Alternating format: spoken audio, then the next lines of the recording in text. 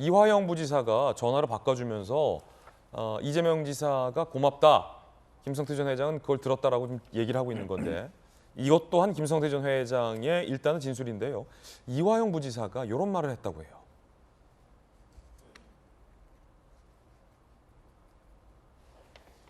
이화영이 이재명 지사가 쌍방울 대북 송금 사실을 모두 알고 있다고 말했다. 라고 검찰에 진술했다는 겁니다. 김성태 전 회장이요. 2019년 12월 쌍방울의 비비안 인수 축하 술자리 참석자 변호사비 대납 의혹 당사자인 이모 변호사가 이재명에게 전화해 김성태를 바꿔줬다라는 검찰의 진술도 확보됐지만 이모 변호사는 해당 내용을 부인하고 있기도 합니다. 전윤기 의원님, 지금 이재명 대표나 민주당 입장 아까 반박 보니까 전화 통화에 대해서는 기억이 안 난다고 했고요. 그다음에 비서실장이 김성태 전 회장 모친상에 간 것도 기억이 안 난다라고 했어요. 그런데 김성태 전 회장은 검찰에 좀 기억난다라고 하고 있는 거거든요. 이재명 대표가 고맙다라고 했다, 전화 통화에서.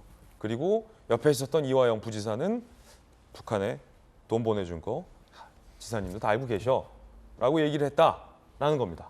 그러니까 경기도가 이제 평화 사업을 하기 위해서 북한하고 여러 가지 이제 이해를 하고 있는 것은 맞는 거죠. 그러면서 김성태 전 쌍방울 회장도 결국에는 대북에서 사업을 하기 위한 그런 노력들을 했을 거라고 보고 있습니다. 근데 여기서 뭐 돈을 보내고 이런 것을 뭐 이재명 지사가 알았다 이런 내용은 아닌 것 같고요.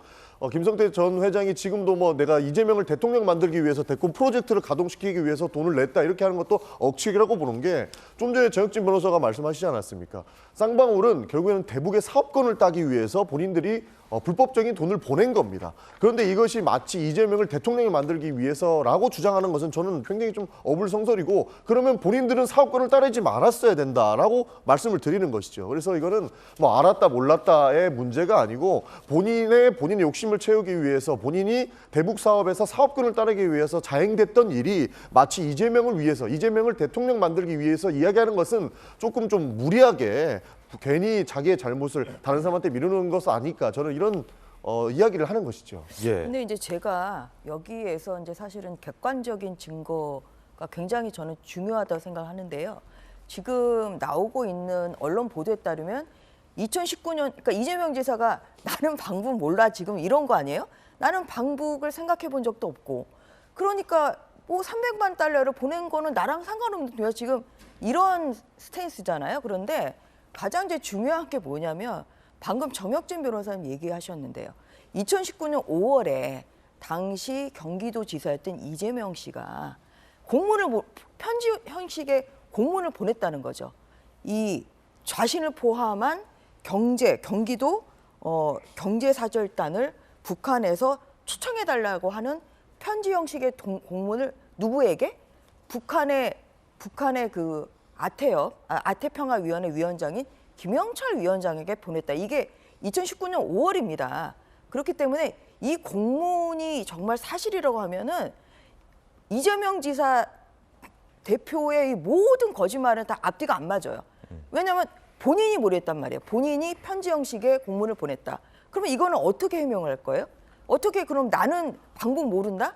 나를 포함한 경제사절단을 북한에서 초청해달라. 지금 이런 공문을 좀 보냈다는 것이 굉장히 여기서는 굉장히 중요하고요. 지금 그 그래서, 언론 보도에서는 그 공문도 지금 보도되고 있는데 네, 그래서 이제 그 시점이 네. 이른바 이재명 대표의 방북 비용이라는 그 300만 달러를 북한에 보낸 직후에 이재명 대표의 일종의 어떤 친서 내지 공문이 북한으로 갔다. 아니 그 이후에 지금 300만 달러가 간 거는 그 이후에 2019년 11월에서 12월 사이에 300만 달러가 갔다는 거거든요. 왜냐하면 북한에서는 이재명 그러면 지사가 오려면 뭐 벤츠 등의 뭐 차량 비용도 필요하고 헬리콥터도 필요하고 뭐 이것은 좀 과장일지 모르겠습니다만 실제로 못 갔잖아요. 그런데 어쨌든지 간에 공문을 보내고 그러면 공문을 보내고 그 이후에 북한 방북을 위한 비용 300만 달러를 보냈다.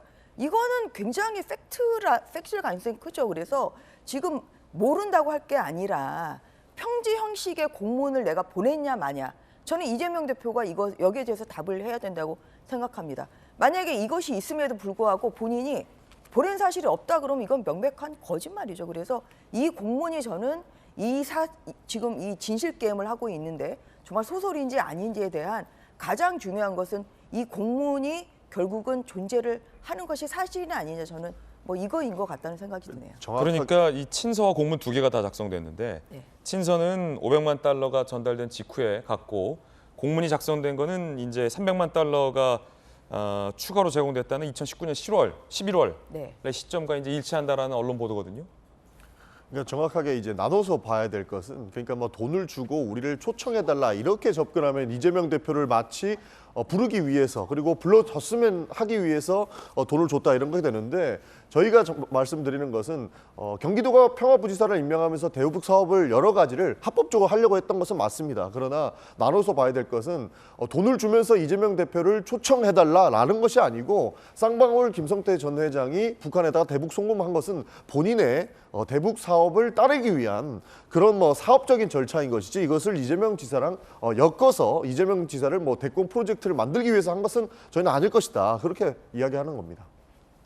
그러니까 보면은 이제 아무튼 그 친서가 2019년 이제 5월에 친서가 간 것은 이 500만 달러의 그 이제 북한 스마트팜 개선 사업 관련한 비용을 김성태 전 회장이 대납한 이후에 이제 그래서 이제 친서가 지금 간 것이고요.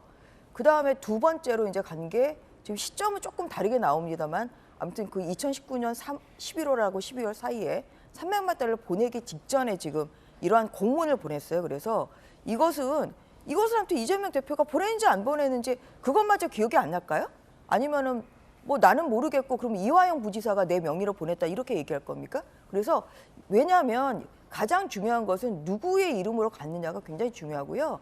법원에서는 그 이름이 찍힌 사람이 당연히 보냈다고 하는 게 이게 상식과 경험칙에 부합하는 것이죠. 이렇기 때문에 이 친서와 그리고 편지 형식의 공문을 내가 북한에 가고 싶다는 이 공문을 보냈는지 안 했는지 이것이 지금 드러난다고 하면 이재명 지사의 지금 그 대표의 말은 100% 저는 거짓말이라고 확신합니다. 예, 자 여야 두 분의 의견 전해드리고 있습니다.